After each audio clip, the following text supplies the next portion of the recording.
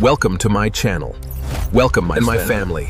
This is USA Fact Story, where mysteries become reality. In May 2026, the newly formed U.S. Department of War launched a website meant to catalog unidentified anomalous phenomena. Within just a few short hours, millions of eager visitors flooded the servers, and the site, war.gov/UFO, completely crashed. The rollout was branded Pursue, the Presidential Unsealing and Reporting System for UAP Encounters.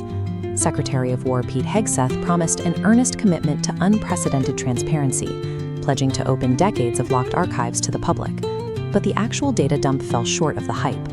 Users who managed to load the page found slightly less redacted versions of 1960s FBI files and vague accounts of orange orbs seen by law enforcement. It was an administrative paper trail.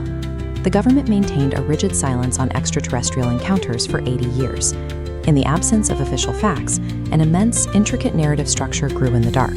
The 2026 traffic surge reflects a public hunger for confirmation of the sprawling cosmic mythology constructed to fill that 80-year void. To understand the weight of those expectations, we look to the summer of 1947 and a highly disputed crash in the New Mexico desert. According to a widely circulated set of leaked documents, an Army Air Force surgical nurse named Matilda O'Donnell McAlmurray was assigned to care for the crash's sole survivor. She claimed she received telepathic image projections, direct, silent communications from the pilot. The myth is anchored by bizarrely mundane details. To translate these telepathic images into English, McAlroy supposedly read to the alien from a stack of children's books, relying specifically on a 19th century pioneer text called McGuffey's Eclectic Reader.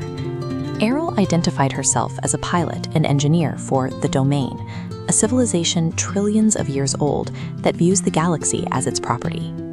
This foundational lore proposed a terrifying rewriting of human history. The Errol transcripts assert that humans are amnesiac ISBs, immortal spiritual beings currently inhabiting fragile biological bodies. In this lore, Earth serves as an ancient cosmic dumping ground, a prison planet operated by an ancient regime known as the Old Empire to house the galaxy's outcasts. The prison operates through an automated trap.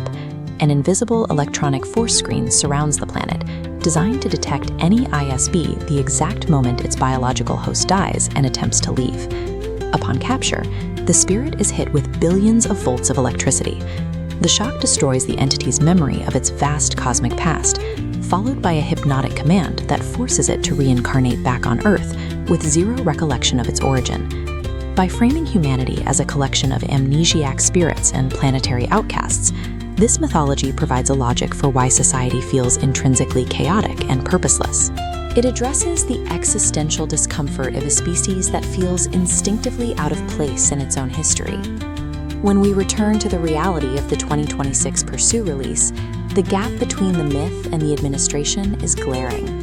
The Department of War is treating this as a standard joint declassification effort, rolling out memos at a methodical, bureaucratic pace.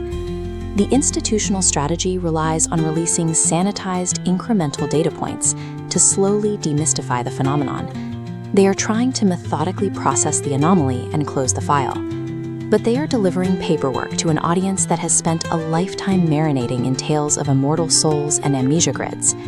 A heavily redacted FBI memo simply cannot compete with an existential space opera.